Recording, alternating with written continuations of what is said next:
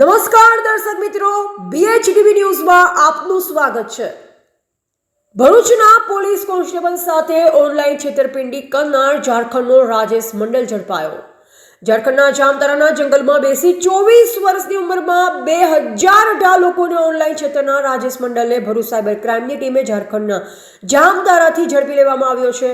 Bharuch cyber ક્રાઇમની ટીમમાં મળેલ એક ફરિયાદમાં 2024માં ભરૂચના એક પોલીસ કોન્સ્ટેબલને ઓનલાઈન ઠગાઈ કરી લગભગ 5.5-6 લાખની ઠગાઈમાં તેને એક્સિસ બેંકના કર્મચારી તરીકે રાહુલ નામની ઓળખાણ આપી અને એકાઉન્ટના KYC ડિટેલ અપડેટ કરવાનું કહી એક એપ્લિકેશન લિંક મોકલી હતી, જેમાં તેમના પાન કાર્ડ, આધાર કાર્ડ, ડેબિટ કાર્ડ સહિત વિવિધ વિગતો ભરી અને ગઠિયાએ તેમના પર્સનલ લોન પર વધારાની ટોપ ઓફ લોન થઈ છે તે પૈકી 4,38,000ના અલગ અલગ બેંક એકાઉન્ટમાં ટ્રાન્સફર કરી ઠગાઈ કરી। આ સંદર્ભે ફરિયાદ દાખલ થઈ છે।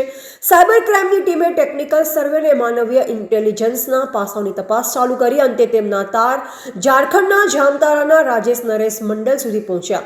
5 ઓક્ટોબરે જામતારા ઝારખંડથી તેને ઝડપી લેવામાં આવ્યો છે। પોલીસે આ 24 વર્ષીય રાજેશ મંડલની કડકાઈથી પૂછપરછ કરતા તેને રાજ્યમાં 2018 લોકોને આવી જ રીતે ઓનલાઈન છેતરપિંડી કરી અને તે અંગેની ફરિયાદો પણ દાખલ થઈ છે। તેને કોર્ટમાં રજૂ કરતા કોણ તેમાં સંડોવાયેલ છે તે માટે 13 ઓક્ટોબર સુધીના રિમાન્ડ મંજૂર કર્યા છે। અત્રે જોવું રહ્યું કે ઝારખંડના જામતારા ખાતે રાજેશ મંડલ જેવા અનેક લોકો છે કે જેઓ ઓનલાઈન છેતરપિંડીના માસ્ટર છે। રિપોર્ટર કેસી વસાવા, કરમાળ, BH ન્યૂઝ।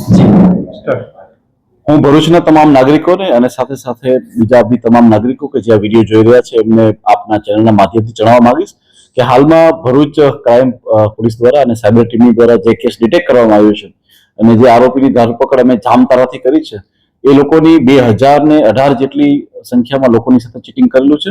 તેમાં મોડસ ઓપરેન્ડી એ રીતના રહે છે કે હાલમાં એવો લોકોને કહે છે કે જો એમને લોન લેવી હોય તો એ લોકો માત્ર પોતાનું KYC અપડેટ કરે, એના માટે એ લોકોને APK ફાઇલ મોકલે છે કે જેમાં આઈધર PM કિસાન યોજનાની APK હોય છે, એ લોકો એવી APK બનાવીને મોકલે છે કે અમે ઇન્વિટેશન કાર્ડ આપને એની અંદર બનાવીને આપીશું।